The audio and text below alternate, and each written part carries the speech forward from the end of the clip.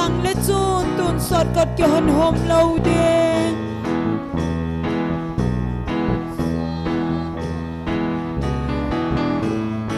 hin kho dam lai pakaya din pe ve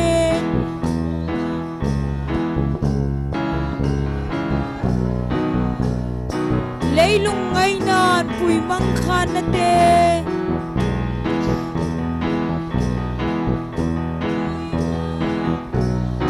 dam lai ni kho ngai cha thil adam me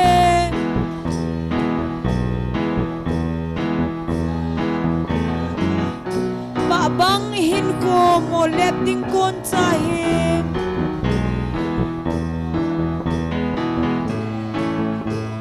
pakai na tong ute Zion cha te zalen na ding ni chu anai tai amen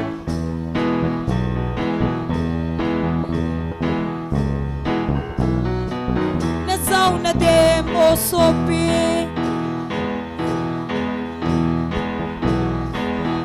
kay sang le chun tun sot kat ke hon hom lo de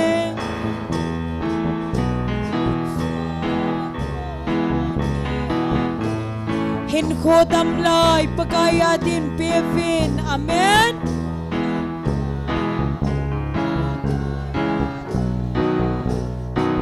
ni hum kon vai chi phat a hitai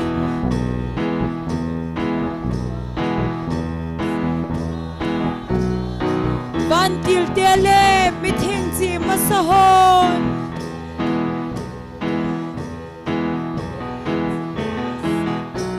pile ba za thon ei na nga singui amen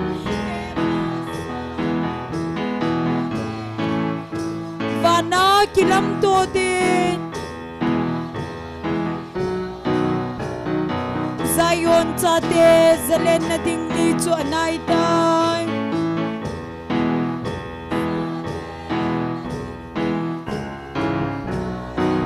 na zau na dem o sopi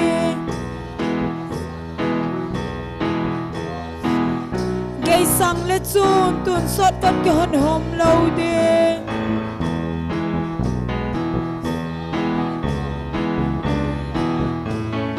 hin kho dam lai pakaya din pe vin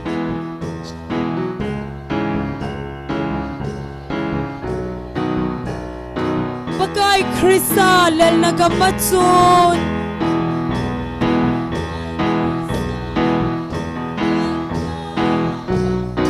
leng lelal zaga gan thei talo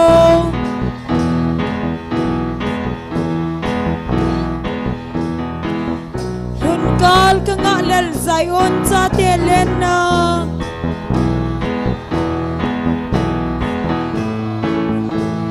hitsu ka tun so din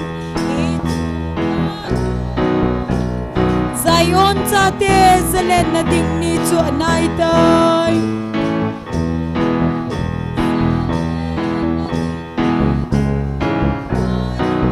zau na dem o sopi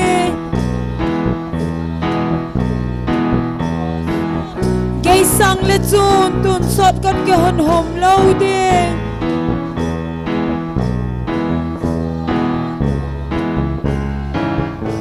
hin kho dam lai pakaya din pe ve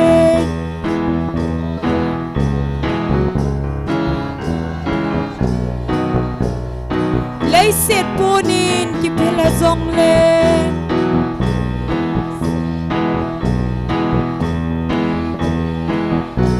kopi hoi ta chu kay man ka nei nai amen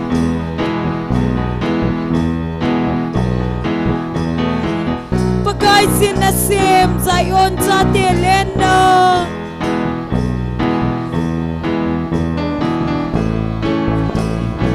chu katun sot in Zion cha te zalen na ding ni chu anai tai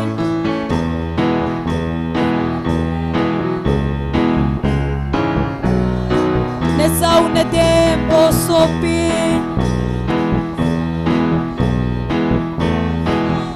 kay sang le chu tun sot kot ke hon hom lo ding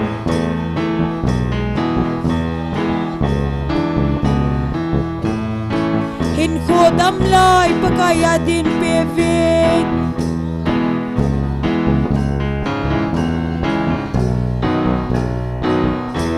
pakai krisa lel na kapatsun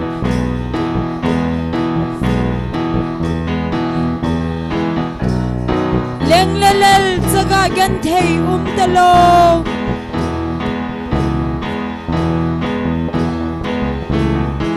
thun kal ka nga lel sai on sa te len na amen hichu katun so din sai on sa te zalen na ding ni chu anai tai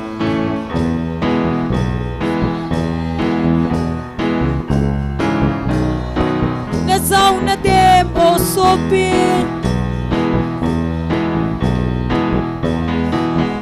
gay sang le chun tun sot kot ke hon hom lo ding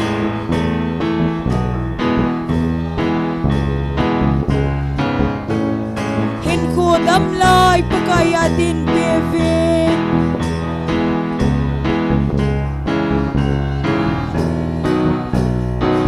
nilhum kon vai chi phat a hitai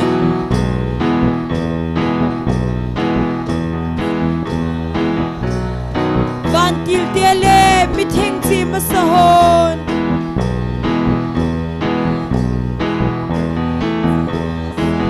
khong pile ba za thon ei na nga singoi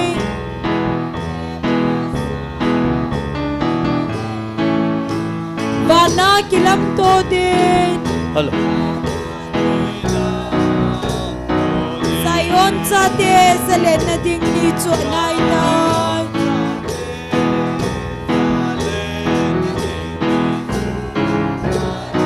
na zau na dem o sopin gay sang le chun tun sot kot ke hon hom lo din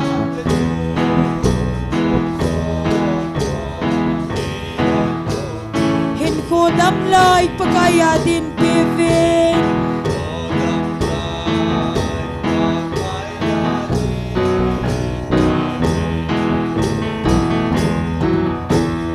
hallelujah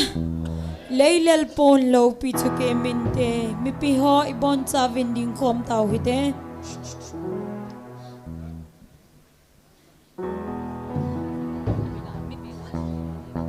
hello lai pat masang win la sa dan chung chang neu zakhat hil chit na kai nei no men lai fa ho hi boy o hin ila sa mi pi la sa hi voice hi ki zalo la phal sep nu le music cha ke ho microphone tu ho bo hi o hi ki za chi ja he moi lung na chim thei lo hi win chi chu lai fa anangai hon lo nang an ngai o halang tu ni hin mi pi voice la di hi microphone wat he tin ti sen pa to ka ki hole ki ong hoi ta na sa ta complain kana bo kana sai hi in he si microphone chu ki cho lo hi in a cho na di lo chi ji a chu ki tu thei lo balance hi thei lo hi in asunga ho hi ki boi lo asunga ho hi la pui khat cho lo wa le music to mi pi o hi achum choma chi la izat nam khat hi isa ma tha o hin na chi ji a chu mi pi o pui tu na dinga chula cha microphone ki tu hi in ki tu nom chu hi lo ai wanga chu la lam kai hon la mi khanen o chu i pui tu lo wa da boy ti ji a chu musician ho hen mi pi o ha za ji lo na ki de ti a chu ki bole le hi in e ho pi ham ki hil na di zong pon phun na di zong pon i deiwa i o chu balance ki tu chana chi thei na ding chu microphone hi online a pang hon nan gial thei wa le hin chu leo chu ngai ta apa ma ho za ngai thei ding asunga ho chu i boi lo we na che chu ene he thiam diwa ne o kha kai ni hil chi na hi e ki hil na zo siu pakai minin ki ngai da mo te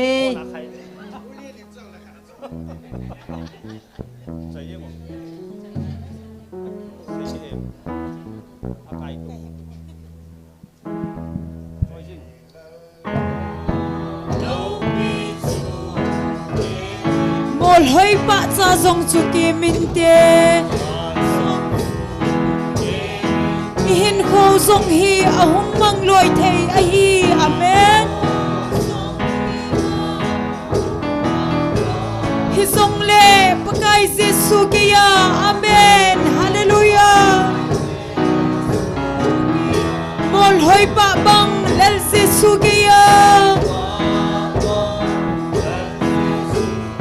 kei ding apa tun sot gam no ma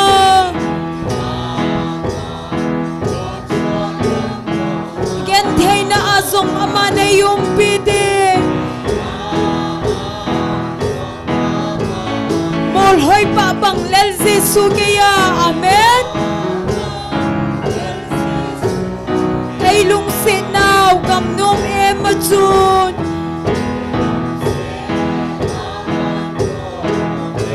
aba chu tun sot val pa hi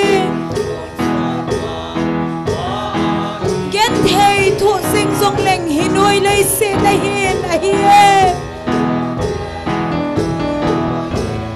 agam ma chun ei pui lun in te amen mol hoi pa bang lel Jesu ke ya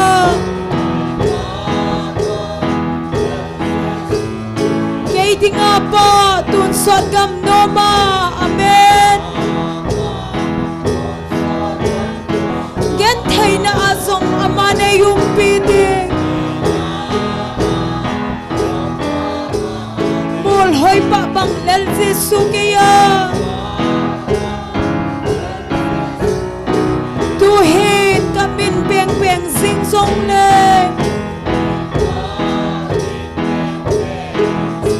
thi na in kamin na sin ting ne kitsa lovin han thi ma kon ei kai thau de kamin hi zo se the hulin de mol hoi pa bang lel Jesu ke ya kei ding apa tun sot gam no ma gen thei na azong amane yung pidi mol hoi pa bang lel Jesu ke ya kagol ngai ten hinoi lei si na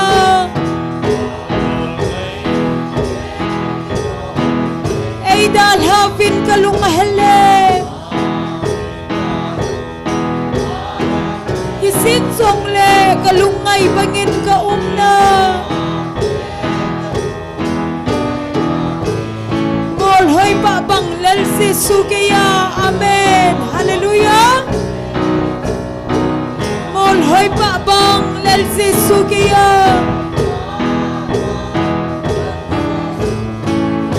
ei ding apa tun sot gam no ma gen thei na azong amane yung pide mol hoi pa bang lel Jesu ke ya amen ei lung se na gam nong em ma chun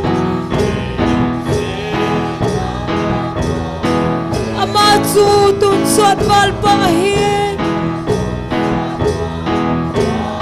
gen thei thu sing zong leng hinoi lei se na hin agam ma chun ei pui lun in te amen mol hoi pa bang lel Jesu ke ya kei ding apa tun sot gam no ma gen thei na azong amane yung pidi mol hoi pa bang lel Jesu ke ya tu hin kamin peng peng sing song le thi na in kamin na sin ting le kitsa lovin han thi ma kon ei kai thau ding amen amin hi zo si thi hulinte hallelujah ngol hoi ba bang lel si sukiya amen kay dinga pa tun sot gam noma yan thay na asong amane yung piding ngol hoi ba bang lel si sukiya laylal pon law pichu ke minte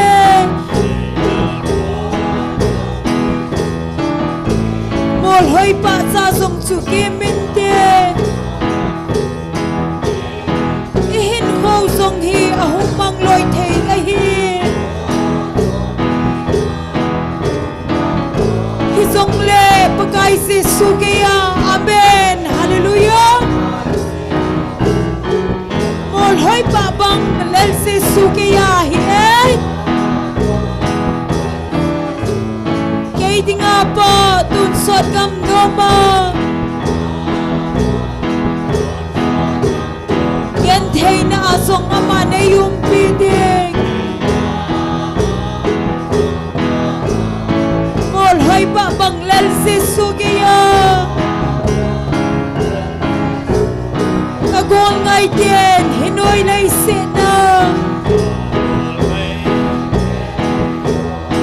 ay dan havin kalungahele ising song le kalungay bangin ka umnan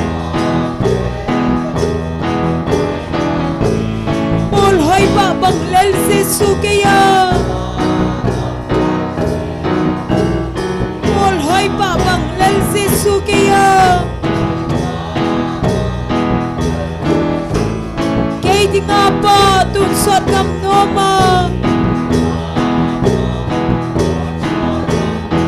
yan thay na asong amane yung piding ngol hoi ba bang lel si sukiya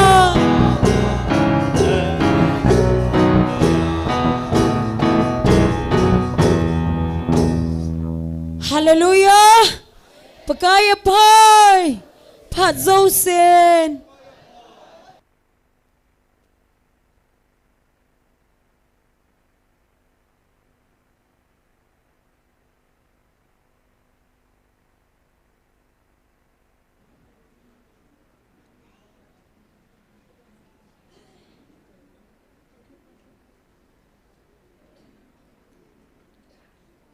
online na hung pong so piula na te hozo se han lang sile amuna hong nule pa pile pula na te hozo se bon savin ni khopai mu saw hat chung nung pathen thangwa nei pive pakaya phai pha zo sen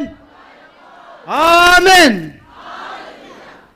ki pau men tu ni zong lagau mei ti khom dinga pathen nei thu pi now kitup ta aphat chayung thun thei ta zeven ipau pathen thangwa nei piven tu nei ke man cha na diu cham chain phong dong kating taw nei lam kai diu hi pastor thangneu hung hidinga in pathen wa choila sadinga hung ki gong himi li a hin khatnai pa khu khup e GMFDI hung hidinga in ani na nu ching athum na nu wa wa ang hinten alina pa thong len hung hiding he amo changi tu na pathin wa choila sadinga ei ki gon pi u chahin bible chang khalani in simdo kininge rom bungge chang somthum la khat somthum la thum somthum la ge hin siminge chutie hi le hi cheng thua hi pi sei dingu ham pathin ei hola ma pan le koi ham ei do thei dingu wa achapa khan lo hela e ho zo sidinga pi do jing pa chun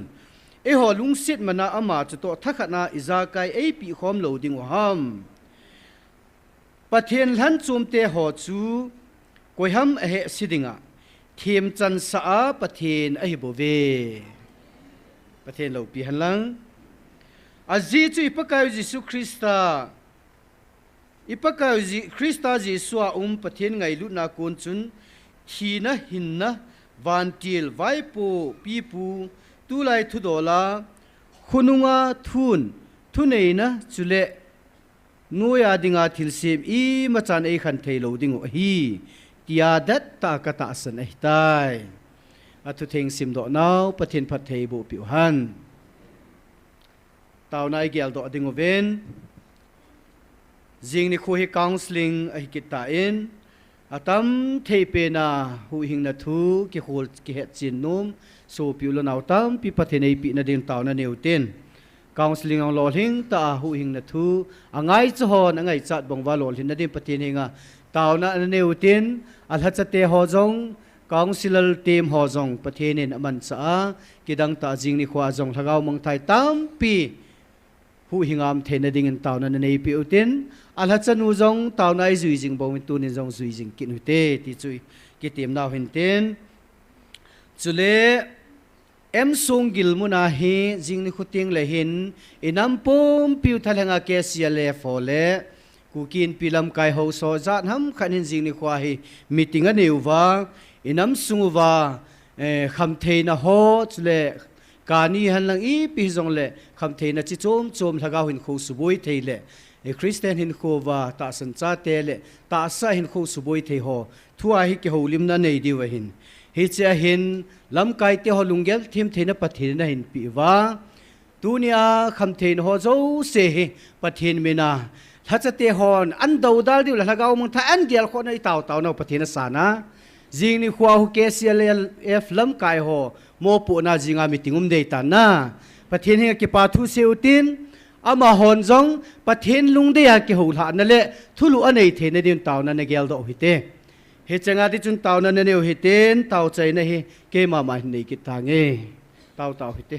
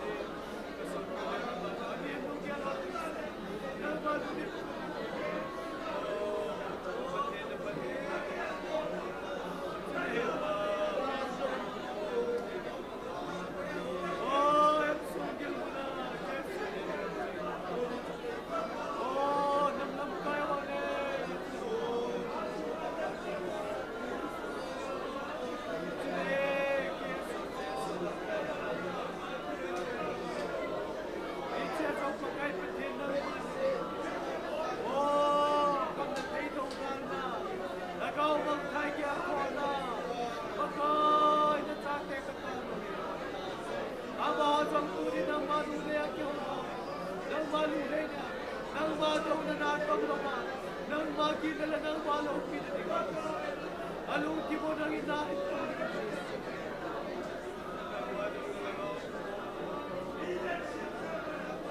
Yesus ini nak kita alaman ang manahin ko naman oh pathen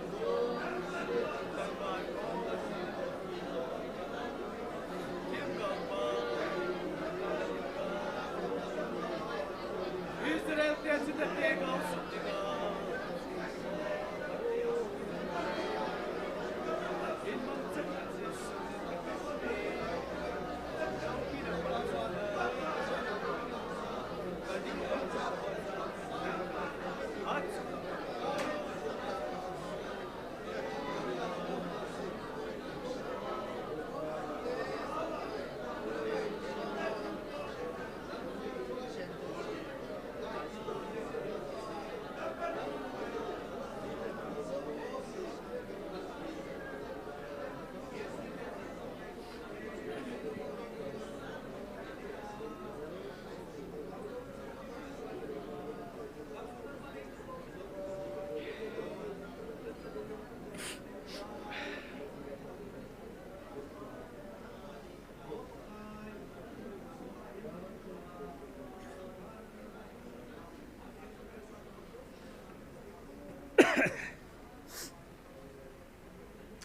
Kakipa uve hepa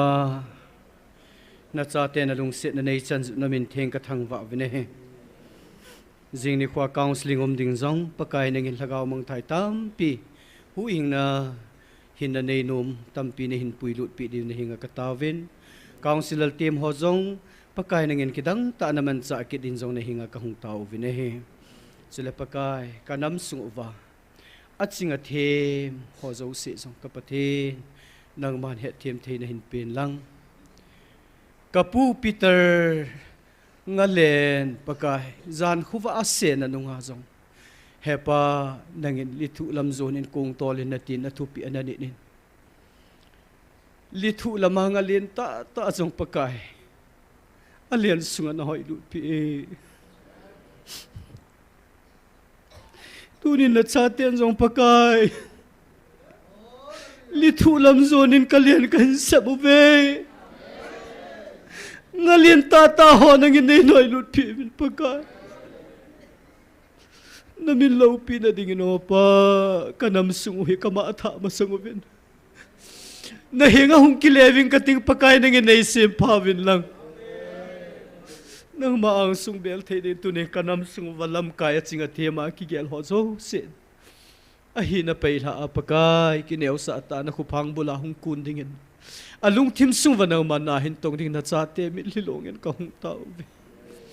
ka thum na ka taw na ho zo se pathe ibu pi devin ka program ho zo se na khut na hin ladin hat sung nung ka pakai na zare jisu na min thing padin ka hung taw ve amen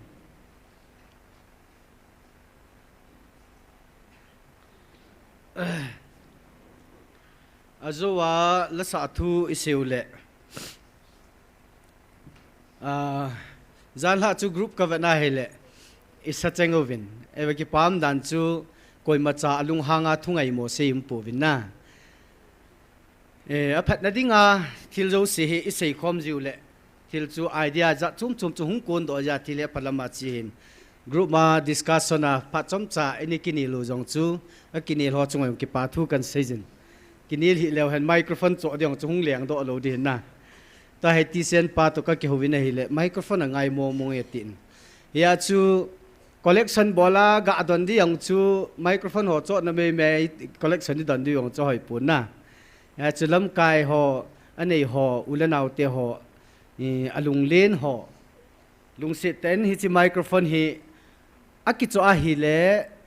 ibuina jo siu ki ham di he ti gelin ke hi cha chun pong nge tia pong no ma le hi chelai mun chun thil pha bol na ding mun len ta ki hong eti pakai minai phun do he jan hi chu kaloi nun aske din ni khal khal hung kit na lai ati cho ki phalam ai wa chu kin so nei tai chi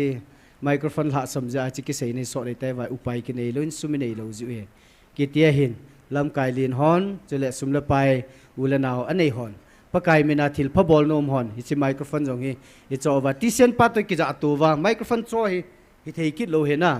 อามาอลดิมมองขัดเวตัวไลคอนเนคชั่นเทดิ้งขัดเวแต่จู่ที่เซนปัตตกิจะตัวว่าเลยอาจจะนมหัวอาจจะเทดิ้งหัวจู่อันนี้กิจะตัวเดียวว่าปะกายเมนาอิกิเฮตสาวอิกิเตียมนาวไอโบเวเจนเตนปะเทียนว่าใจละสดิงอามาสเปนาหงดิงินป้าคุคุบGMFDI member อามันปะเทียนว่าใจละหินสันตินอันนี้นะฮีนุจิงอันหินเตนนุจิงบ้านหินนูวาวาอินอันหินจบไปดิงเฮอามอจังหุงกิจใจเตียงเละเกยหุงเวลดินตะลวิน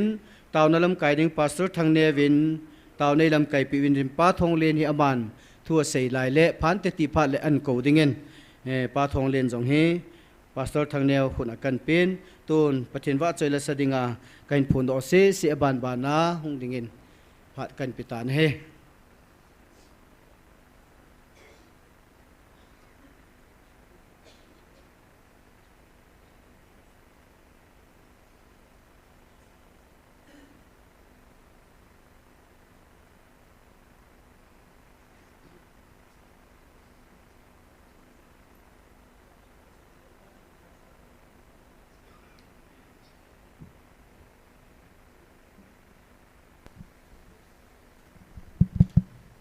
ฮัลโหลกิปามเบสเอ็นตุนิสันเกียพัดพายเปียวดำนาเปียวประเทศมินโลปีกระทั่งว่ามาสันเฮกิปามเบสเอตุนินอิมาจ่าหิตหิจงเลงตุนี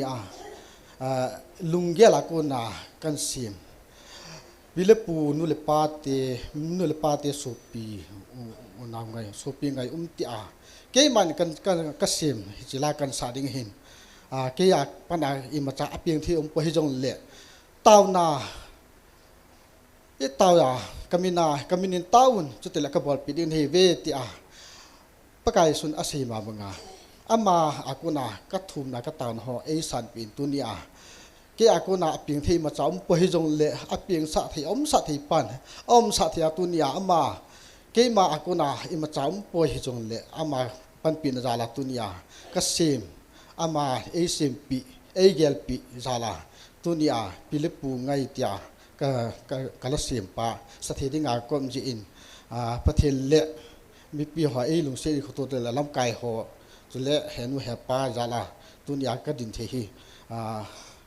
pathil le henu hepa chule mi pi ho jo se koma ki pa thu avelin kan se ki ne ai lu tu in ima chadang gelo in se tam talowinก็เลยสาดิจูปีเล็บปูไงเกี่ยมันกันเสียมจูเห็นสางเงี้ยเลยจีเกี่ยมากูน่ะอิมาจากเพียงที่อำเภอจงเลยสปอนเซอร์กัดสูตรนูกันเอานูเงี้ยลินสุ่มตัวเปียกันจีกันเสียมตัวเกี่ยปนาสุ่มอิมาจากกูน่ะอำเภอจงเลยตัวปีกัดสูตรนูจาลาเบียมนูน่าอามาจาลาจีกันเสียมตัวอาสาเกมาอาศิมเกมาอาไกดันจงเกมาไกหินอาเกกิตัวปี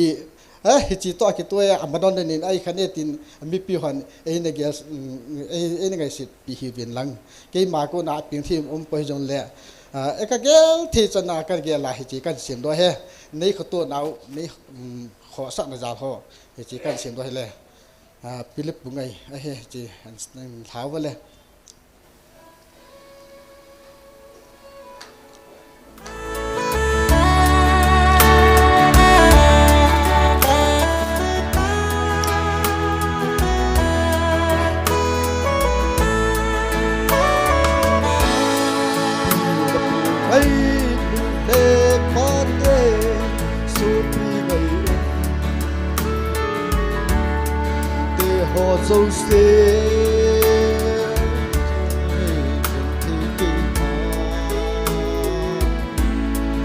ก็ตัวในสันเมาโหกะเกลจีเตลุงสุงกิปานานโอกาดิมเลทุนาดีมาลีส่งเล่น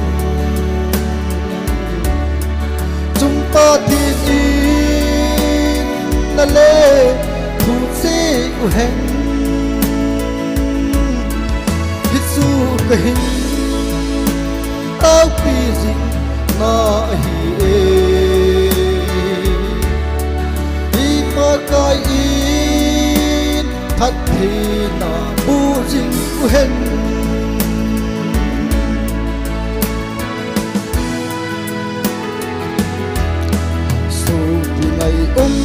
te ho zo si ling vai ki ma chung a na thil pha bo i pakai i he jing hen lang na to na zo si chung a lo hin na in na zui jing riêng tao hẹn lê thu na đi ni mà nay rồng lên chúng ta thiên in na lê thu si hẹn hít su cây tao pi gì na hi e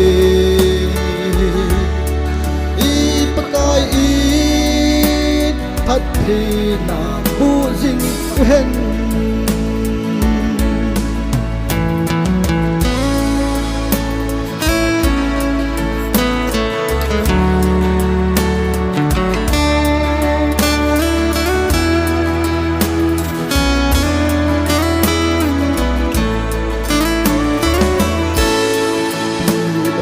ấy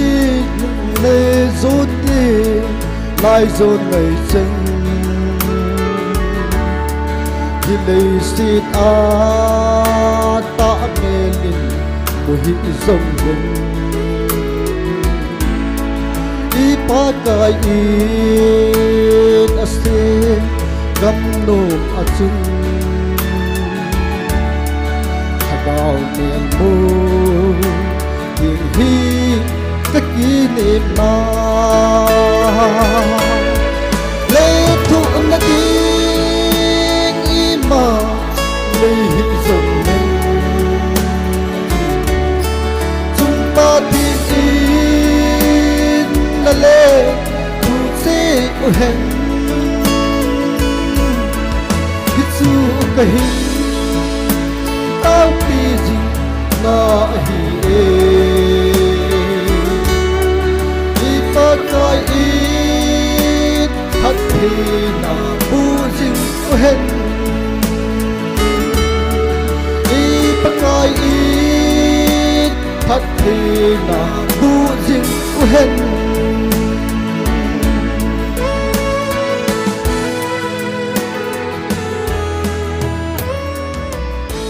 thì nên bon cha din phát thì bộ tàu hen ki pa e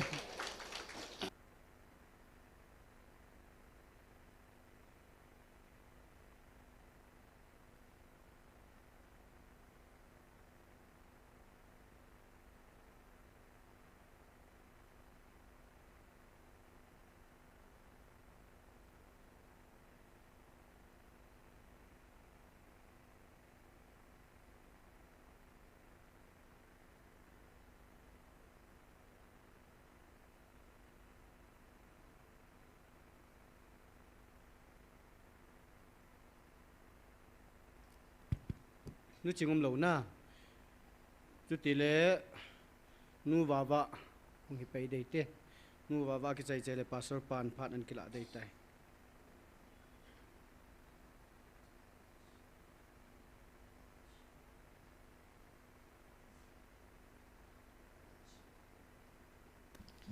damna mantam ta ipiu pathin ka hin thang wa in pathin wa choila pathin ko na oi ki za namun ti chu ka hin sa ding hi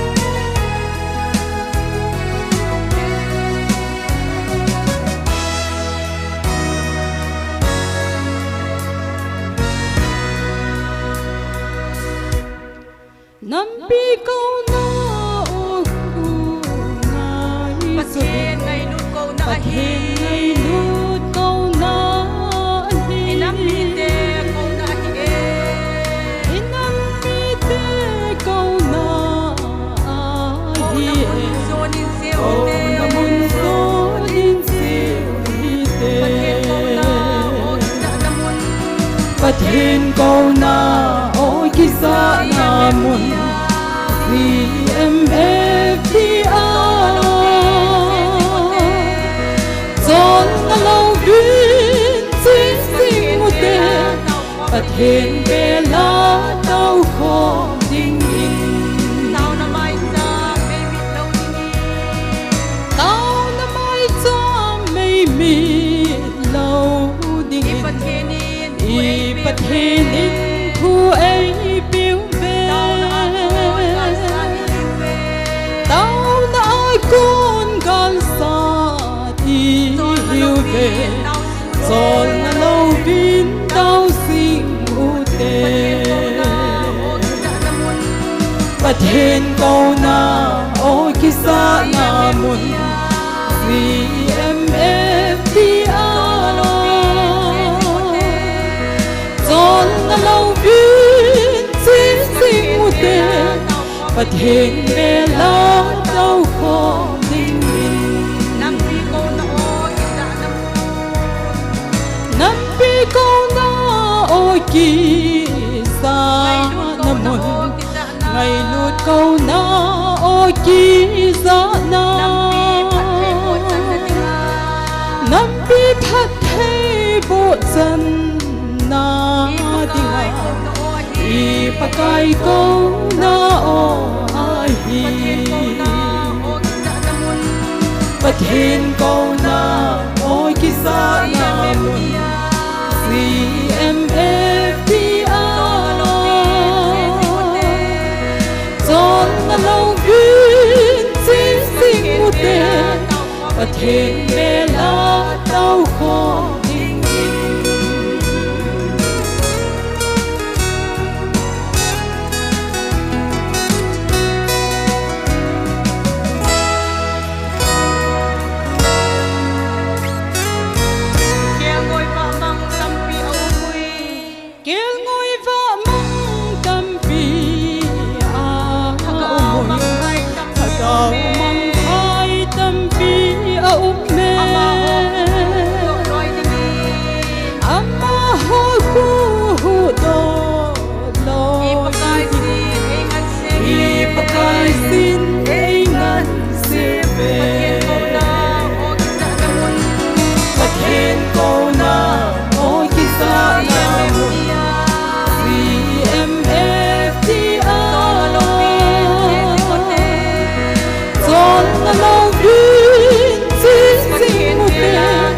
bật hiện về lá đau khổ tình ta xa lên ha gao gao xa yêu về rồi là lâu bin tao xin ngủ tê pakai tha số nghìn ta gan số này dân bật hiện câu na ôi khi xa na mun GMFDI rồi là lâu duyên xin xin một tên bật hiện về lá đau khổ tình rồi là lâu duyên xin xin một tên bật hiện về lá đau khổ tình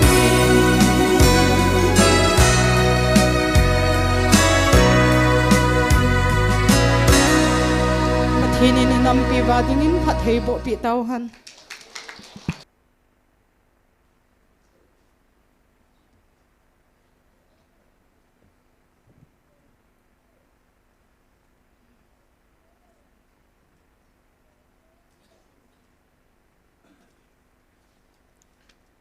ประเทศกำสังสิมทางนี้ 23rd April 2024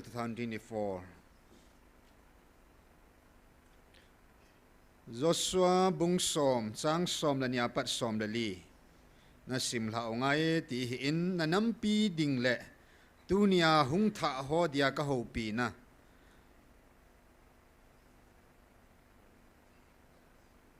pakai na mul mi te Israel cha ta pi do ni kho chun zo swan pakai za sejin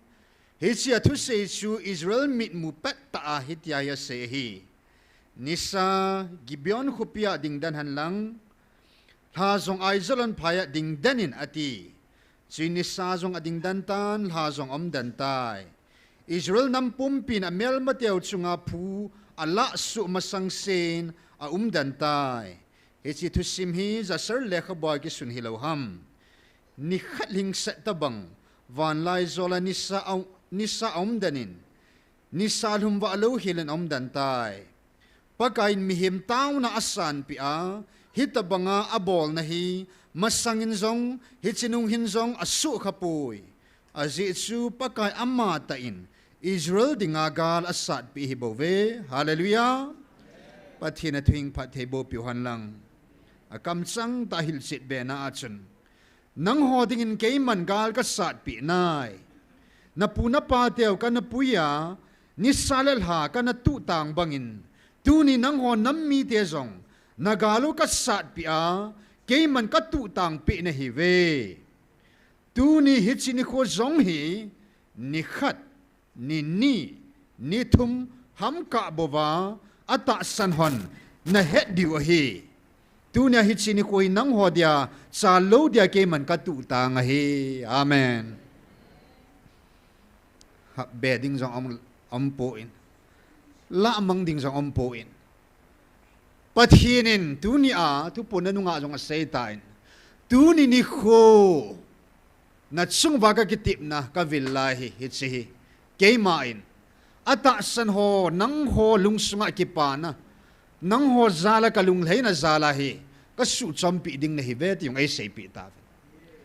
Israel te kum som lian na pui pan tu na e ho hi kum izadi pui du ham ti ji hepo ven e va pakain ka su cham de hetin he hallelujah apot sin su nang la ke hitan hi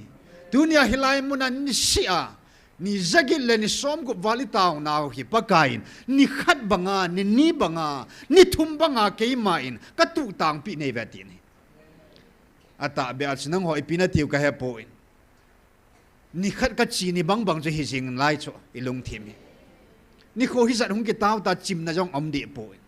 sol na jong om de po na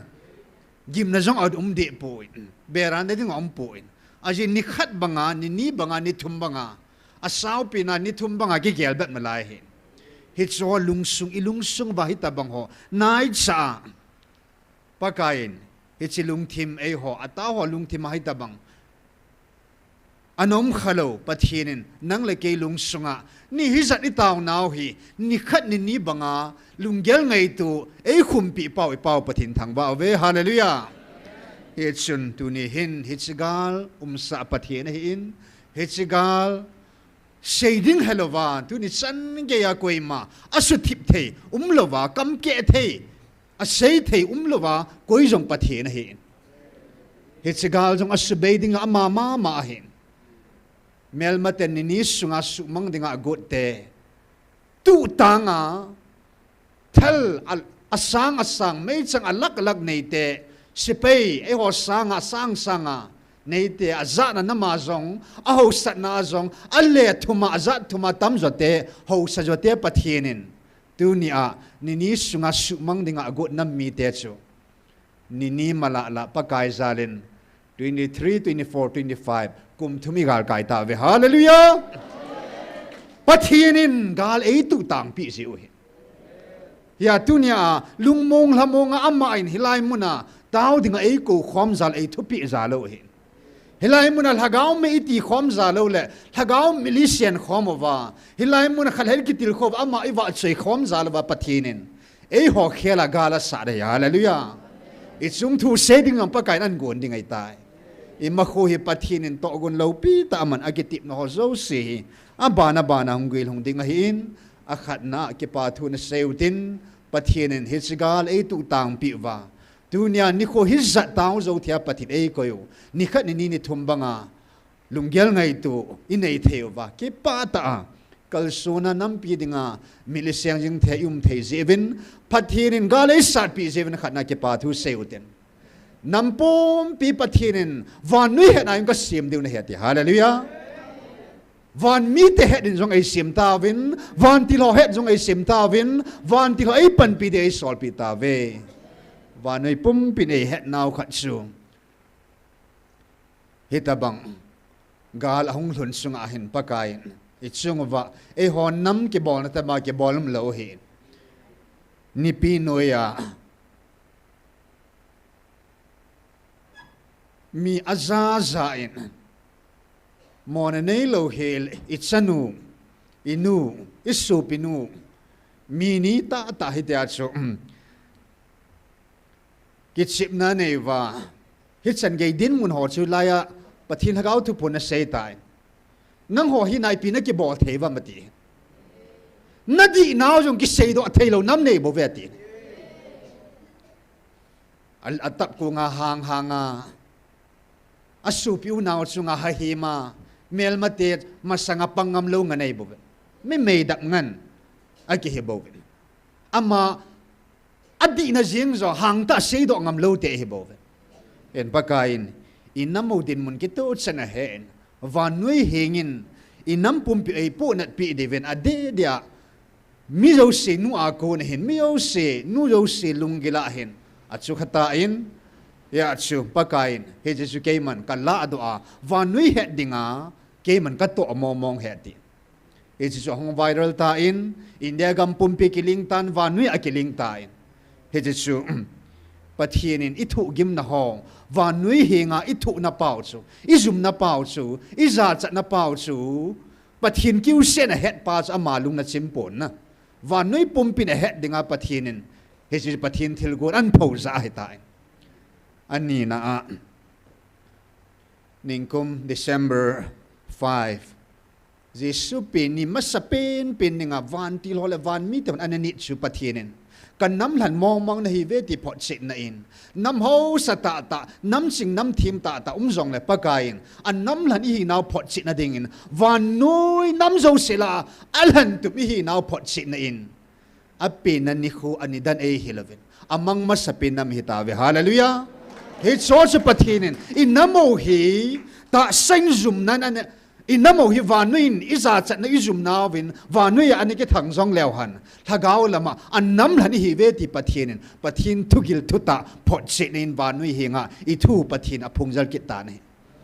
vanuin pathin nam lani hi ve pathin vil sa te hi ve ti an phot china ding hi ta ne ya pakain tu ni a van mi tel vanui he na inamo ei tun pi ding jiu le vanui le van mi he na pathin ei sim ta jevin ani nan ke pa thu seuten athumna achun pathinin alhagawa a oa ei vil now sanga thupi zo ompoi ki pa zo na ding ompoi alhagawa a oa kam sang ta ei vil now so pete hichikal wala ki pana na holai la chun mutapon na te le ya hin na hin khulum kein ki pana ding hichikal van hagau tuin la ta sa tuin lang ipithu yang hol beding akal van go hol beng si mutapon na te aki dang pen pathin ngai lutna annam lan achadi ta hi naw phot sitna ngai lutna sang pin pena pakai ei ngai lutnaw avan lal to na dal ha alopina azana van tilan thupi ta awa chei pau athing ti a thupi chang khalong pel lova van muna alopina mun pathin alal to na dal ha annam de han atsate a o al hagawa hing vilo kalwala ke pana de umpone he chen pakain ei vil jivin o ei za sa jivin hitchang point thum je chen masapen penin pathin hinga ke pa thun sei kho mote taute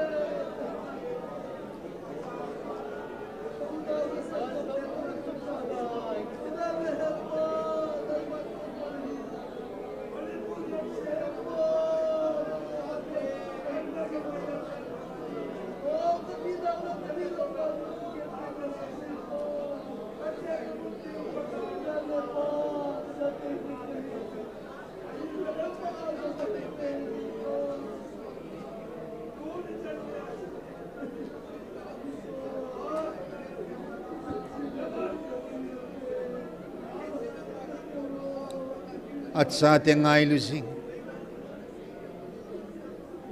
O kapaw pathin. Nangaylo na natsa kahina. Nanamlan kahina. Natilsim at sung nung pin kahina. Potset na paka. Tukhang na nung nang mata na kipat doa. Israel tinatun ba nga paka. Kanam pumpiutun na dinga nang matay naval zalavan kay kipaovi paka hagawa naval zalavan kay kipaovi o pati na o naiza sa zalavan kay kipaovi iti ngay no mum hitam paka hagawa kunun nem nang o tabang ampuin nang o tabang pakain nem ampuin nang o tabang agil ampuin nang o tabang lungmo na o ampu na hi tunia natsa kahinaw pain noon ay hungsa sa jevin kipatu ka save tu pa ta kipatu kan say now long sin na mai sambela mitli pumakan say na te haw nang pat te nei bo pi bentiin je shumenen ka hung tao khomove pakain ei ko now ei vilo now anatong dinga ei ko bo hi in a say tho ki chai ding hilo ta san na ki chai jing ding hilo pathin ka ngai lui tiai kama seya ilunga he na ki chai jing de hiloven pakain athupi ni ding a sei ju to do ding kal sun ding pakain khut thing dom dinga thang dinga pakain ei ko o hin aw ai za sau hin to kilhona yun 18 nia pathin hagaw pathin kam sengin amasan nang ma ani nai nai nisu athum na in na hobong alina nagamsung nanamsung hizouting le van noya atia hi ya ji pathin na to di ta chu ya ki pandham na nga ki panding tulang hin e hozong alang pia inampiu dang dang thilibui pi ka vin e hozang lep la na kim lag guzin na ya tu ni hi pathin ei pe dung zui chewa abana Paulin Timothy hinga 1 Timothy bung thumna as na saint ho bung lam kai khading sun ama sapina ama nul na be kitim the hiding jindot them hiding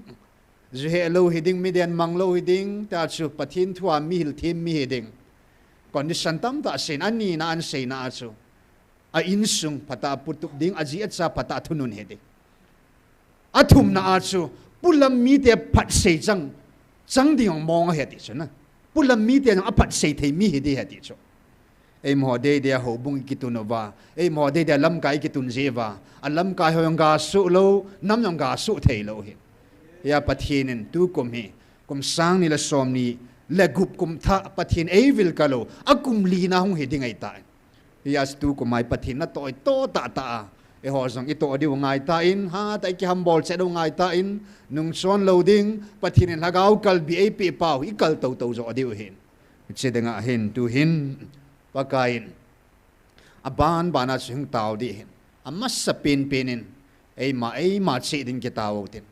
pathin kat sa te ei min vo tai le pathin sa ma kau mangain lung thin na kan nei ngain ta salam thil ngai chat ho zo si kadal ha zo ngain vanui le sila thil ngai chat zo si kadal ha zo ngain kai ki su thing jing ngain pathinin ei ngan sina banga thagau me mi lipumin ti u na ti hin na ngai lu na ta om lo ting le mi li jong om lo hin ya su ngai lu na ta nei ting mi li jong om hin ya chu pathin ei ngan sina thagau me ti denga tu kum sunga jong phatta pan ila thena ding ovin ei ma chi dingin jong kitawo tin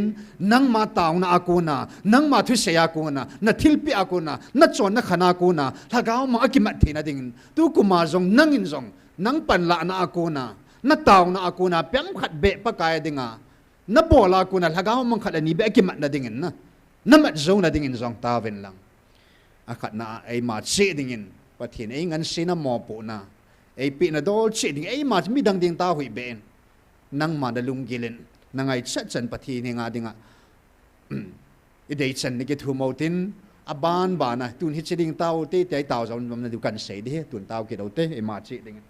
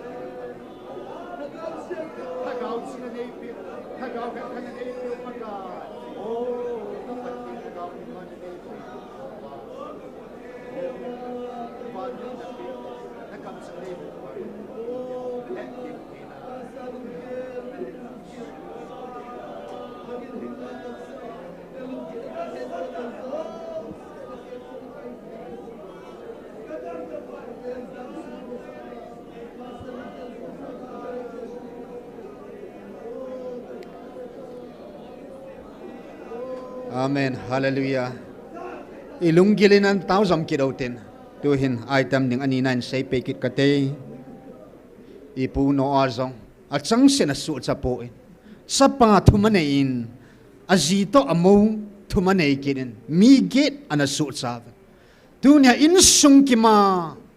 Pagkay ko no isawa. Insungin kilungkat adin kaday din khomova. Insungin hagaw mang matnading apan ila khomova. Insungin hagawa tu kumang kalbise tu ko ba ise khom thena dingo izi itsa inu ipa isupi ulan na wadingin in sung khana pathin ei koi khom naw in sunga dingin pathin lung leina thuta le hagawa pathin amma lung leina banga tu kuma jong I ho do theina dingo I taw do thei chi na dingo ven lung gil ta in sunga dingin izi icha ding inu ipa ding isu pi dingin ipi pu dingin na taw ko mo te khat la khat ke taw pi to te in sung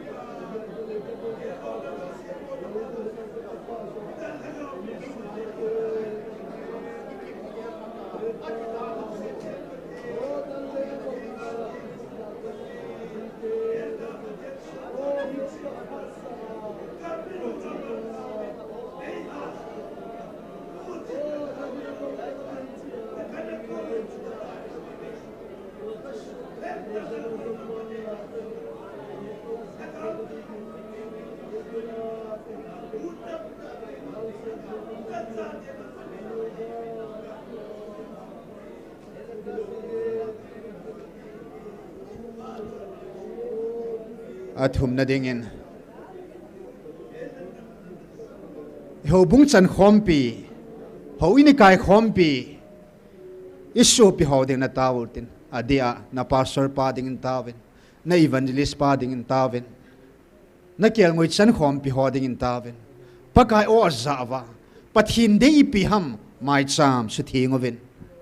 thagaw manghu do venti pakai ho bung ama de banga aki phuda ding sa de hin hijechen eidam eido dal hoding taw pi utin tuni in na kai khom pi ho bung kana na kai khom pi ho na to khom pi ho ding in lunglu ta in am hon song pathin on zawa iza khom theva pathin lungdei banga sungpi chunga ki phut do ho bung hi thei su ke na ding oven ho bung ho ding in na taw ki do te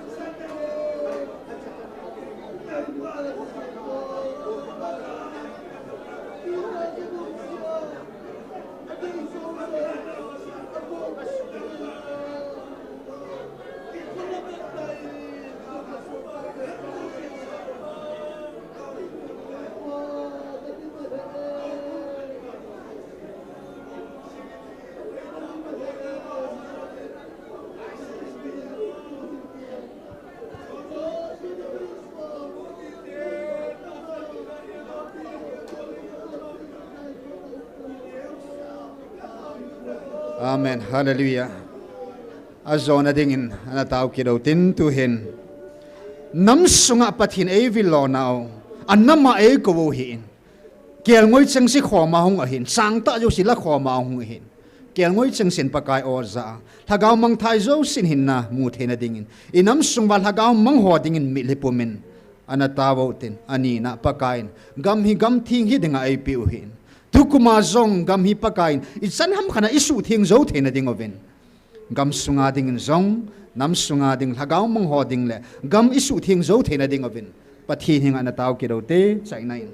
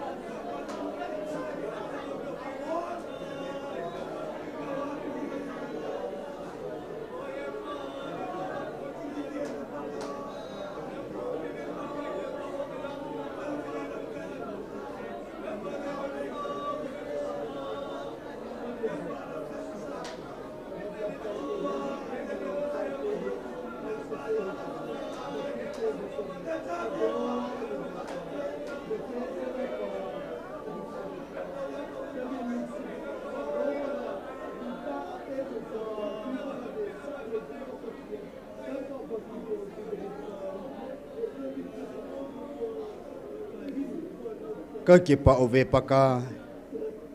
nang ma ngai lut ko na ka chan the ziun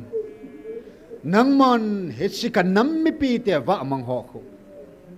nang ma na henga ka puilut ki the na dewa nang ma mo pu na ka chan the zin ka kipa ove pathian ka hin thang wa ove nei pe banga sunga ko na namo pu na ka chan na ho hi tu hin lai sung se lo ba pa ka khang som sunga ke ho ka hi win a hong ping ning ka tu ka cha te ho hi nei thu pi ho leng thu pi ka to la wa ka mur su wa ka subuli theina ding oven na lagau thing thil bol theina na lagau thing tha na lagau thing na mei kong sun nei ki thu pi jing oven ti in hu hing pu jesu man ka hong ta kho mo ve amen pa thong len pathin hinga ba chela sadingin na ko te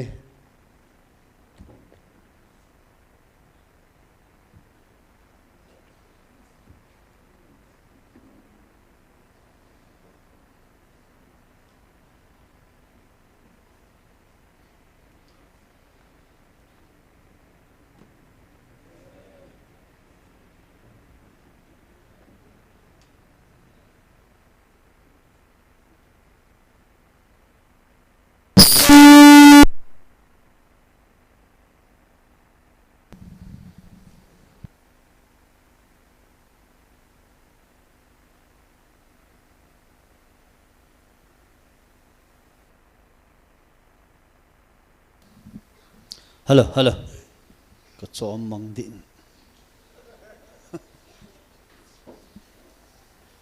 pathin wa chai ni dingin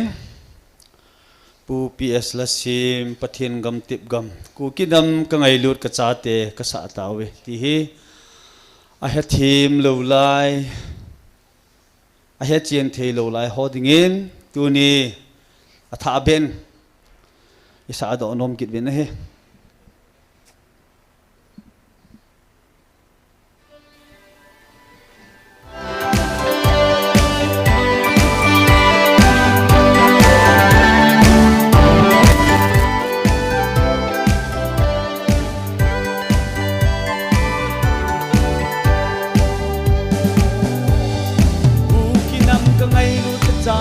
ka sa ta ve lei se na phat thei na sang pen ja ko phat thei na ke ma e ta san do se phat thei na hi ga pe he ji khen la phat thei na hi ta lo hel ding dunya ko now ni ko hi ta lo hi len kam mi Israel te ka nan ga ma ka pui lo ding cross a van noi ka hat do na zong lo hel ding ta pathin hin na chang ha chu ka hi ati na ham pha ve ka hung dil nau lung mo vil lei ti namma sammu muthim hang kal se mo a hi tai lamau thil dang ka koi to poi na kal se diu zong sep ta lo wa na chok khup jo u a hi ati ichi ki pa ni kho dalun da la po vinge dunya ko vil now ni ko hi ta lo hi len kam mi Israel te kanan ga ma ka pui lo ding cross a van noi ka hat do na zong lo hel ding kita pathin hin na chang la chu ka hi ati na ham pha ve ka hung dil now lung mo mun nei ti hallelujah bakai phai ha dâu sen amen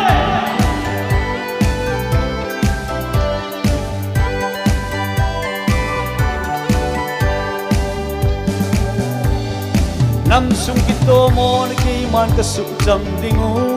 na pu na pau gam chul sa ho ka pe kit dingu mun thuma ka op hum na jong so ma ka pe ding he ji hun ka sen kay man na vil jing now vinge dunya ka vil now ni ko hi ta lo hi le kam mi Israel te ka nan ka ma ka pui lo ding cross a van noi ka hat do na jong lo hel ding kita pathin hin na sang ha chu ka hi ati na ham phawe ka hung vil nau lum mo mun nei tiu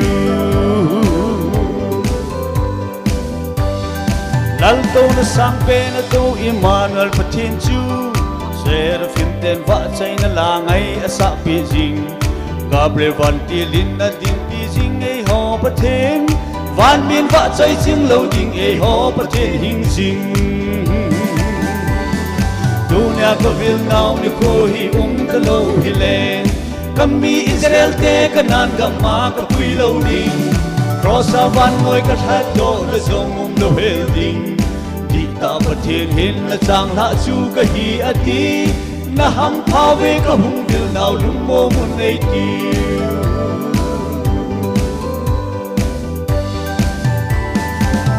pathin ni mon che di phathai bo pitang ki pat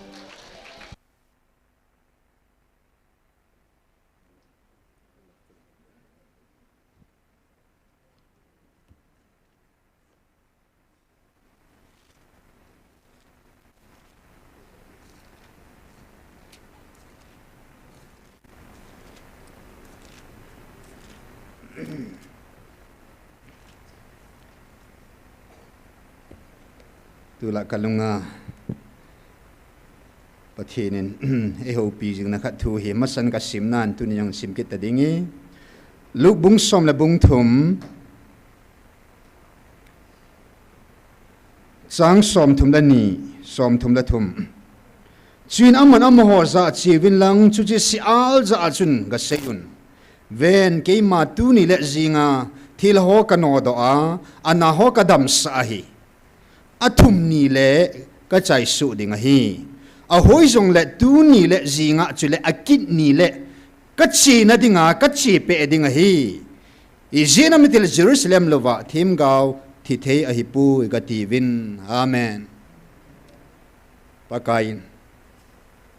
Easter Sunday I will na wang sana Satan zanya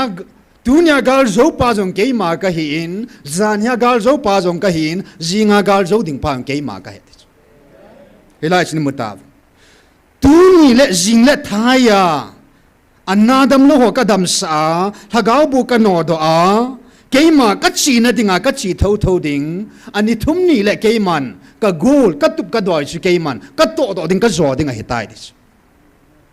Calvaria athina ke win ne thum lhin ni in koi machanga kham thei poin thana konin thina a konin a thau ki ta na he hallelujah nan namo ka building ka tun do ta ka building a hi atin a ki ti me ne ya si namo tung do ding ke ma thu bo chi ni he ti so ke ma thu sa bo ka kam sang ho bo hi chi di he tin ya tu ni a I sei ta ven sai pi a chi nge nge na chin tin na ui sain a hap ngin ki hap bin tin ati bangin hilai mun theng hi vantil kilo hon lasa December 5 2023 anu nung pe na ke phon bang na sun hilang mun hi ke hoding asai dis hilang mun an pathi na pathi ei phalta po ve ti hin na mang thei ta po nga ti lewo hin tu phun na dinga chu ingel haga bu ki manai la ya kyang bola e ho jo si ki mu dinga ki bol kha ja chu ma hin am ho mo mun mo ka nei ta po ve dis mun thinga hin ati Hitsibangin Gabriel van der jong ai velovin tu chung pathin hagawin a Satan pam lang thu pulam thu ki su boy sai lat hi vin atia le la lo ding hi zengai pam lang thu na la di ham ke man ka vil na thu na la di ham tia Gabriel hong nya jong counseling ai bolo ta chu ke ho jong hi chun van til kilo ho jong December 5 apana hilai muna mun mo mong nei ta lo ding a thu pathin a thu kha tan ta ai le 23, 24, 25 achi sa ta 26 sa panin hin ai hon song pam lang thu mo mo la ta po te ata san lo ho thu mo mo hilai mun a pulut po te patin ai vil now thu sayo tin hilai mun a ata sana hagaw mang mana patin alopina achunga ki phung ho thu bo sayo tin ui sa ho thu va cha ho thu sei po te Satan tu dia bol tun hilai mo ma mo din mun ane po vinahi ya pakai na sei na an Satan lai mun ai na o zong hi thil dang mang hi vin ke ma va choi non mang vin ati nei hallelujah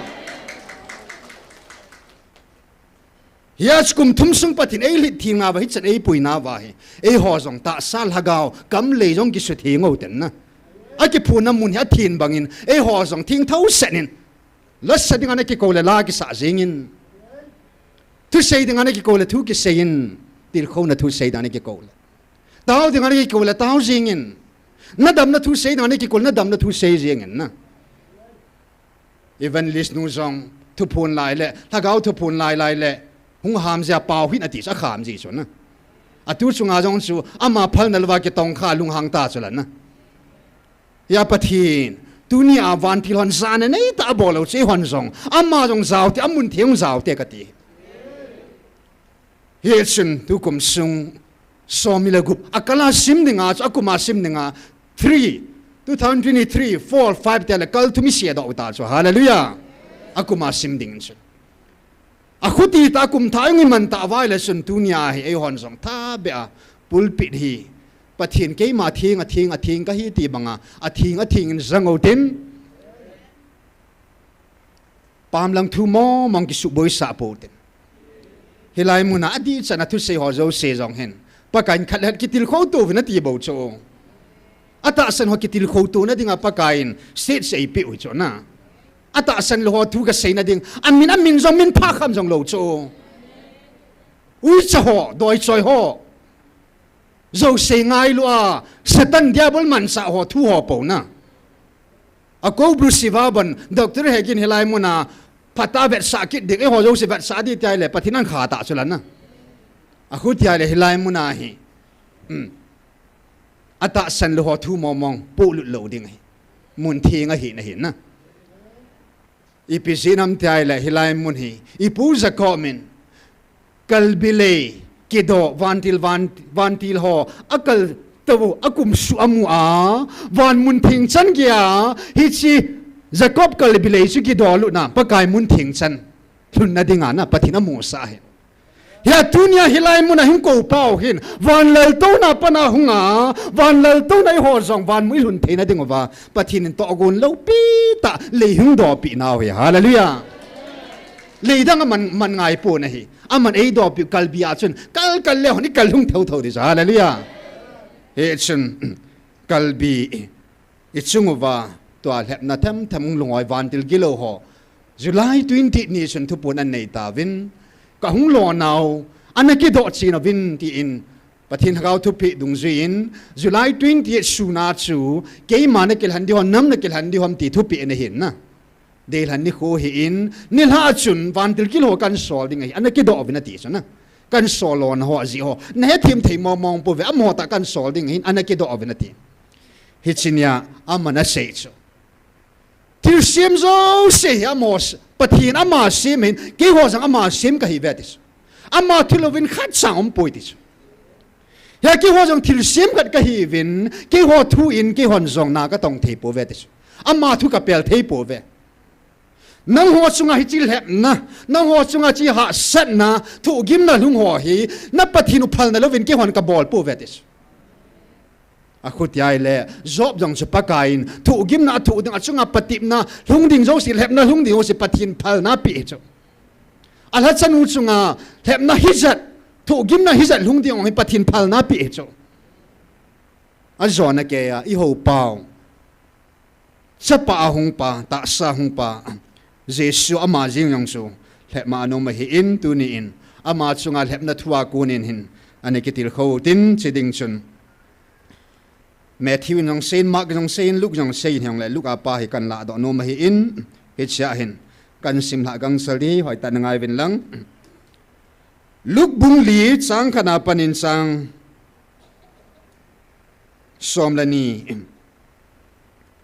เยซูกิเลนะอาทิสุอินเยซูละก้าวทิ้งดิมเซนินโจลดานากูนินอากิเลนสุเลละก้าวปุยหอยจินกำทิมานิสมลีเลนิสมลีเดียบอลเฮปติมินเอามินะฮีสุเลนี่จุดเจงอาจูอิมัตซานเนโลอะฮีจุยนอลินพานะกิลเกลตานะฮีฮิจุนเดียบอลนัจานังมาปะทินสปานะฮีเลฮิจิสงฮิจางละอสูนะดิ่งทูเป็นอติเจซูน adon bunaza mihim sang ha zinga hing loading a hi ati chin aman apui tovin mit phat ka lovin wa noi lei sit gamzo se leng gamzo se avat satan a hi chu india bol sun aza hi changzo si chunga khatna thuneina nina lopina thuneina le alopina nangma penge izenam ti le keima e ki pedo a hitan kapi nom kapi dinga hi hizi chun ka angan na bo ko ma chibai nei bu le abon san nanga hedinga hi ati chuin je suna don bunaza akisune nangman pakai na pathin chu chibai bo in lang ama jeng bo hovin tin ati chuin jerusalem apuijin chule ho in tingvu ma adin sa kidin aza pathin sapa na hi le hitcha panghin nangma kile al jengin ki chom la jengin izena mitile amma nangma chungchang avantil ho na chang dinga thu pin tin chule amma hon akhu dawa na dop dingo hi achuti lo la sunga na keng ki su khana te tina ki suni ati chinje suna don bunin nangman pakai na pathin su hem pati bi in tin aki seye ati hallelujah ipu zop long su pakain satan su phal na apia van munana nola sa pa chu amun thinga lut dingin phal na an pitain asupa alhatsapa nul na be zop patip dingin hem ha zo dingin ama ki ngap sain lung sung be pa pathinin asupa achapa chu zop chu hem ha zo pon te ti hata na hallelujah phal na api in ape dung zuin khat ve ki wei pon khat ve ni ve thum ve alhem ne amasan ane anga zo se la mang pin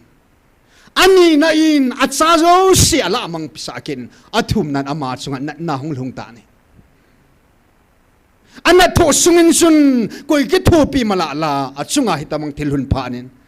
akhat na ai nei pi ama ding lep na bulpin apang kita ama lang apang lovin angai lu be gisain satan man sa ai kita chu na azizong jan man sa ta chu na pathin tai tom tan ti chu ta chu abani aloi ngai cheng ho hung ki dovin mi thum hon ato pi vin ho set to pot ko bovin na chon si ya na mit mo mong ja nang chung hai ta bang thil hung ha ti ho se ke ai wangin zo min aloi ho jong azizong van noi thil se ke lep la sa po in gal zona chang ina ya hallelujah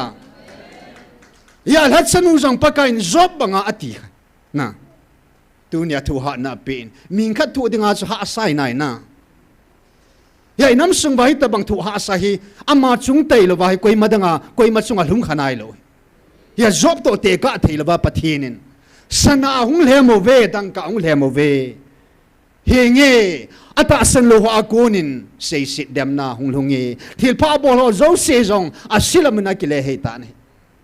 vantil kilo hon jong lemon siang la hol hatsa ata san khom pi adin khom pi ding pathin leng na to khom pi ho di ta jong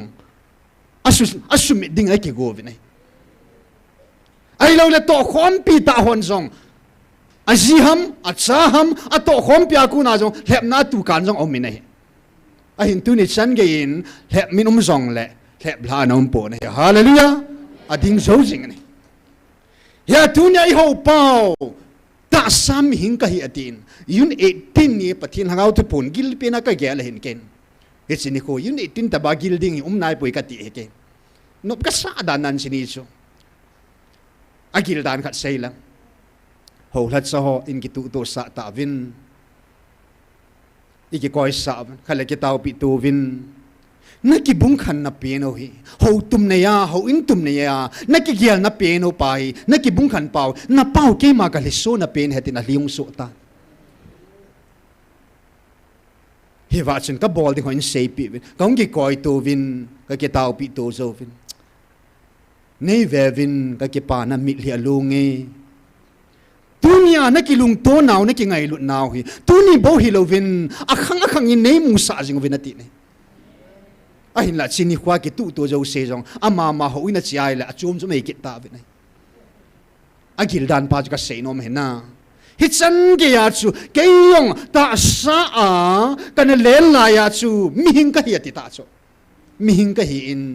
mi hingin atu zo si anak dan ahet ta bangas ki ong ka het het isu izi nam te ki ong mi hing ka hi ka chan ding jong ka chunga thil hung ding ka het sa sa het isu atu ha ding jong ka het sa sa hi ahin la ke man ngai lut om pho chu ka ke pho a hi chi cross gal van nei gal chu thil danga ka zoi po ngai lut na ka zo a hi ati nei hallelujah agil dan chiniu chu hiya samma jong si ho banga mi hing a hi in I have a 100% God 100% man fully God fully man aketi theologian pa wa chu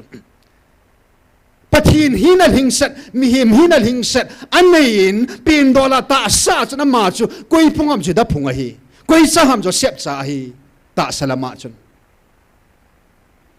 apua pa David sun chila hi ahin la thagau lama chun ama chu koi sun koi pa ai po nei van lal to na to pa hingzing pathin su hi na hi hallelujah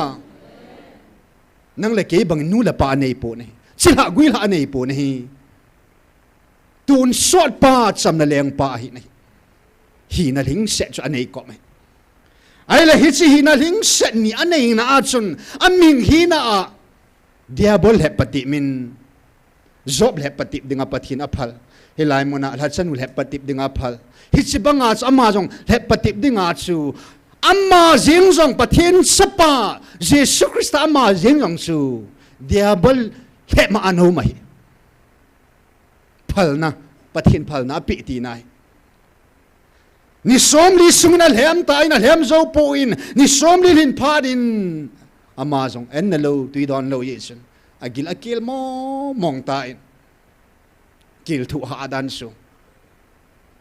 yat su ke de ai la hitwa chun lhem na mas pen su ta sangai cha na lhem na nei ta ne gil ke lai ta ni somli an nan ngol nunga hewa chu na ending ahi dan nangai lu be ki sa nan sei dita pathin sa pa na hi le he sung hoi chang la su sa nang nen lep na hi ta ahi na ma ina ki lep la sa po in ahi ngo ne chang la su sa ne po na hi mi hem sang la zinga hing lo ding hi satan ja ki din te pi in abon hu zo vina hallelujah mi hem chang la zinga hing ding ai po in pathin kam sung so bo wa hing ding hi hallelujah akilep la sa po ni ata sangai chat am hing lunggel zo se chu ata san akilai ta ai wang chun kilep lai nom po ni ta sangai chat ta sahina mi hing lunggel in chun ama lep la but ni nom po ni ani na a chun a hung tai wa noi le sit lengam lo pin zo se power thane na ho zo se glory lo pin yo se cha vet sa in ka ang sunga bo khumin yo zo se ka pe ding nahi pu German yang khat ve satan lep ba am thu na a khu mong jang khu chur san bul khoi lep ma am dan thu se chu hung ke tu thim nam sunga ho sapina ka sim ning he ti chu na nam sunga mi ho sapina ka sim ding nahi lam ka sung lo pi di dan le a khu sung lo pi di dan su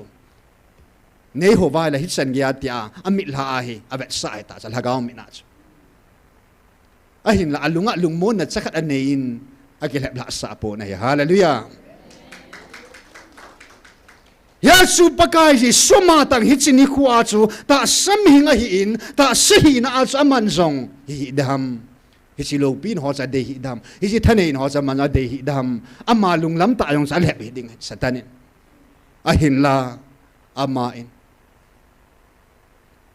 pakai na pathin bo ama bo hovin lang ama jing bo zenlen tina kisun bo vetina don bo ni hallelujah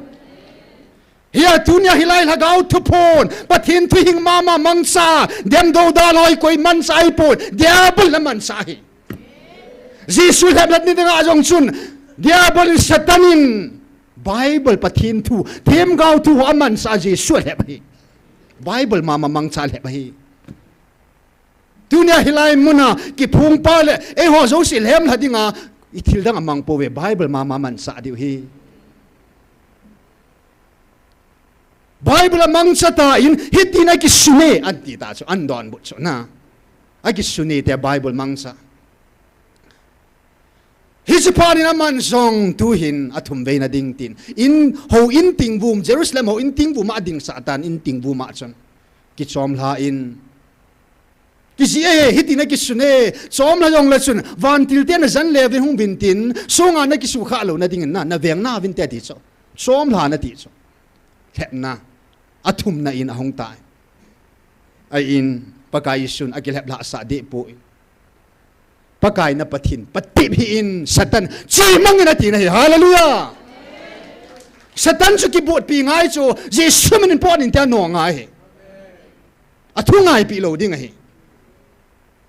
a pathin ha gau thu van nui api athu hing hi za sim ding uma evangelist puna sei nan e ho jong ki til kho tha ki do ten na lung han thui pun ki til kho na tingai sei u hi hilanga thu pi mam ta le nom keu che het lo di pa het a het no mo na pathin het ding hi zat vanui api athu hinga bible scripture zakhat le som kul hing ta chu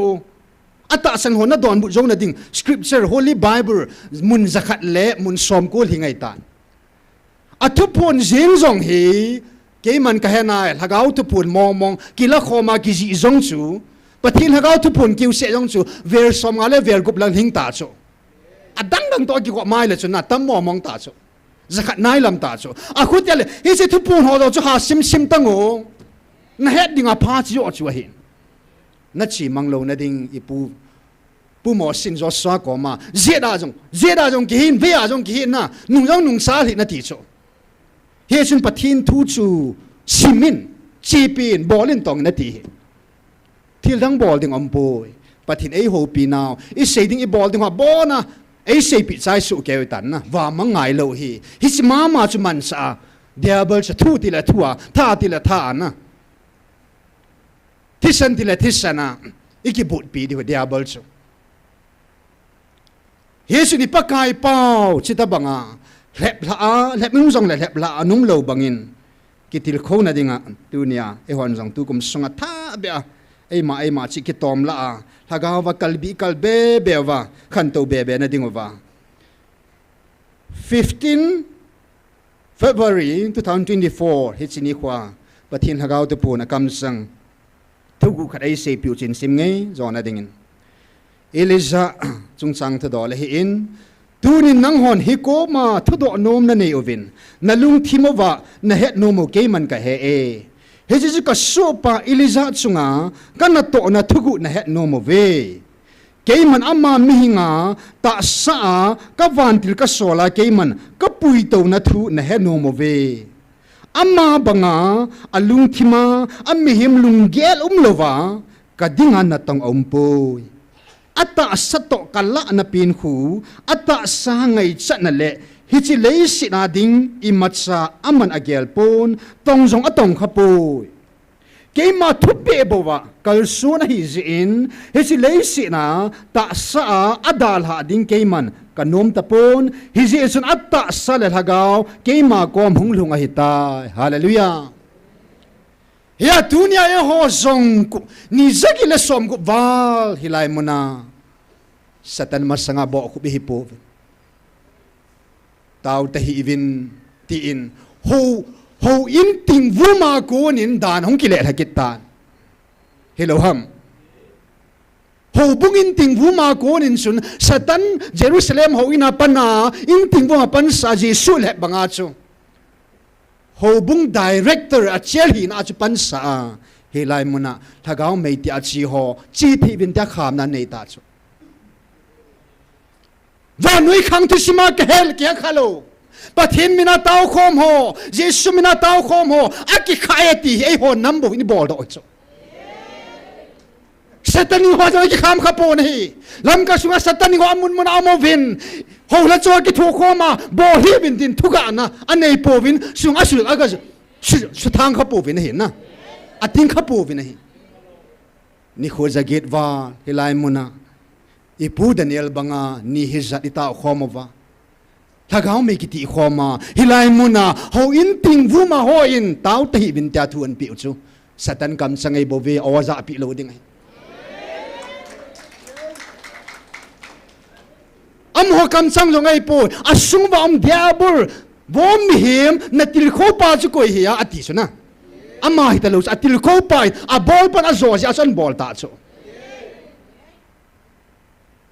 a hin tu ni san gi apang zo ho gi but pi zo ho tau hi vin chi te hi na ti nunga hung te te ho tunia na pal zo vin na gal kai zo ve hallelujah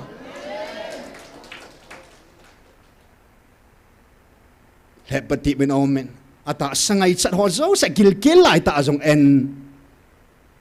he tunia hi chimun khenga hunga pathin zala ata sangai chat ki zo sa talo hingi het thei pending in masangin hilai muna ka taw masangin keizong athing lo ho kanane in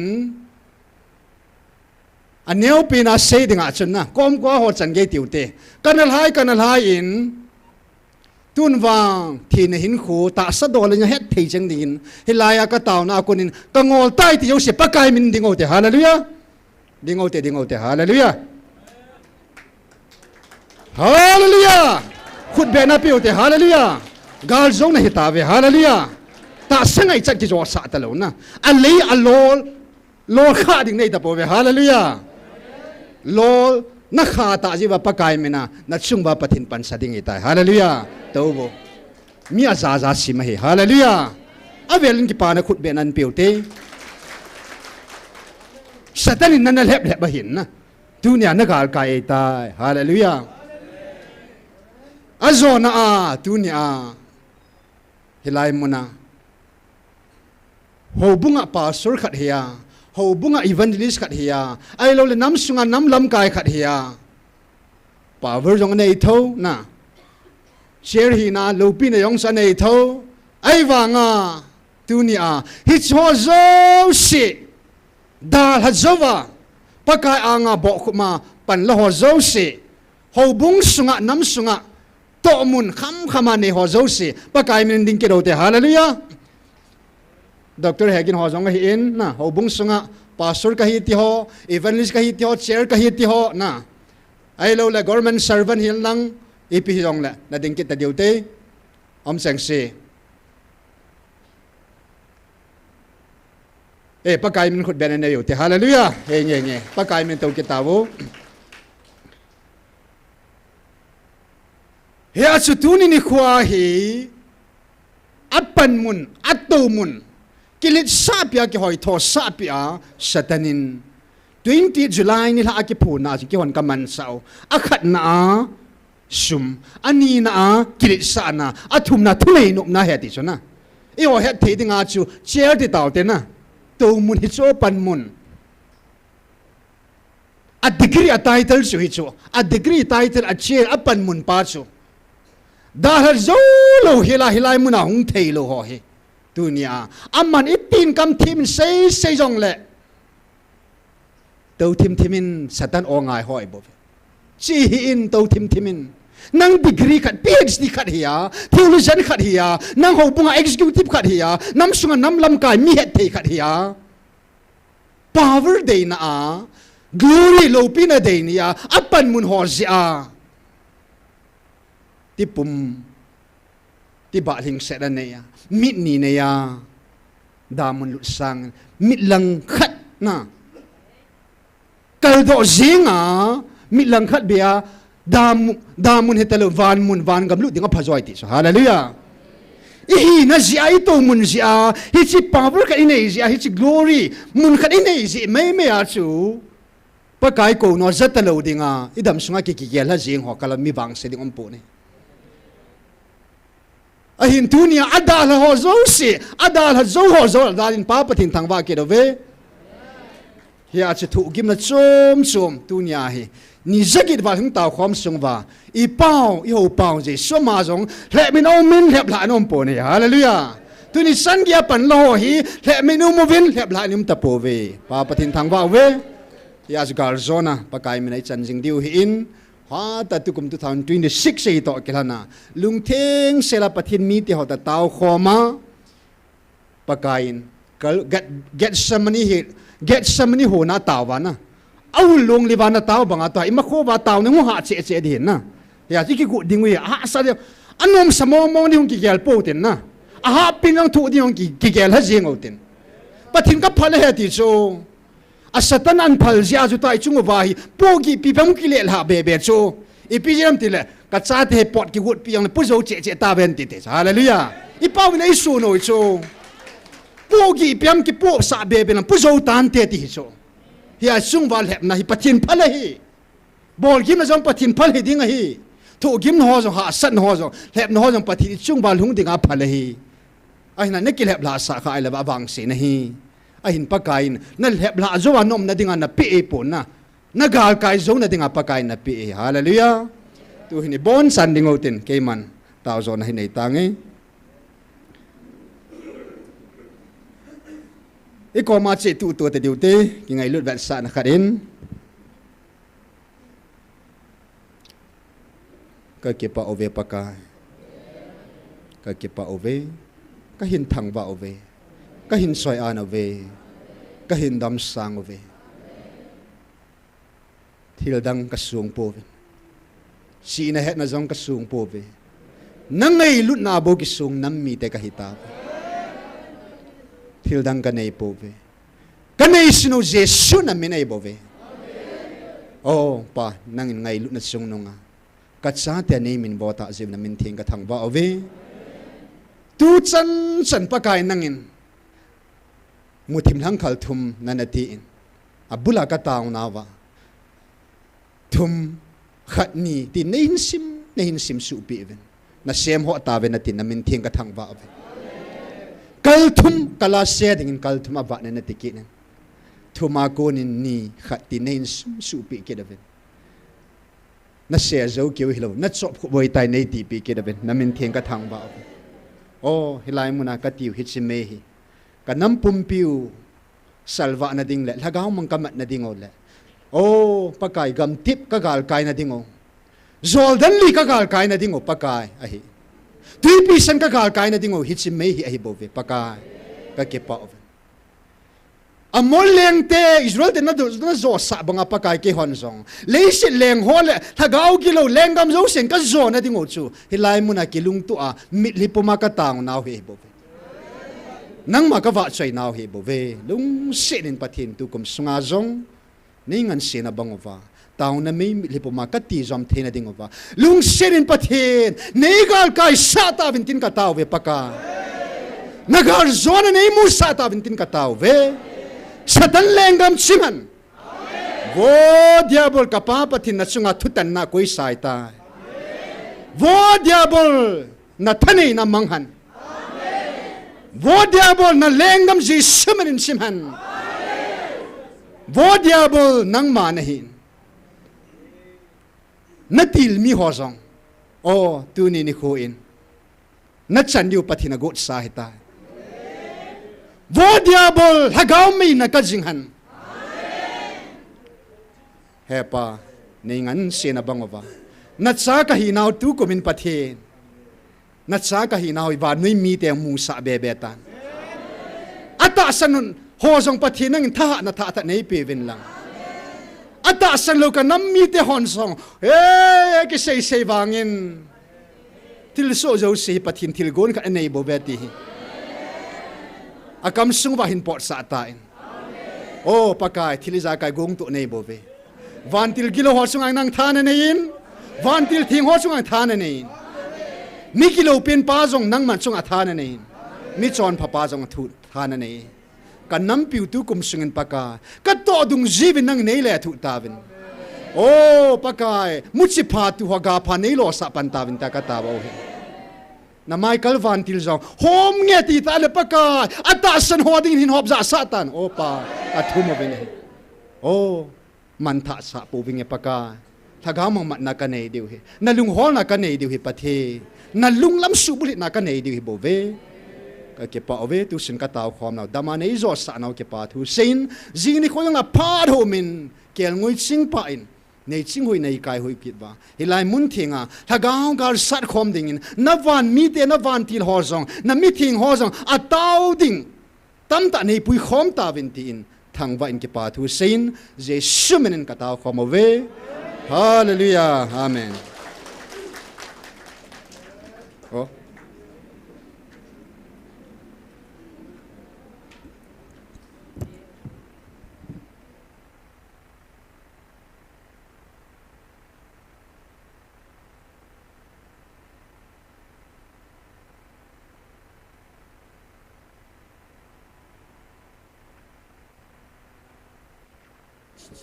hello. Oh. Taona ho chu an siging po te lung se ta in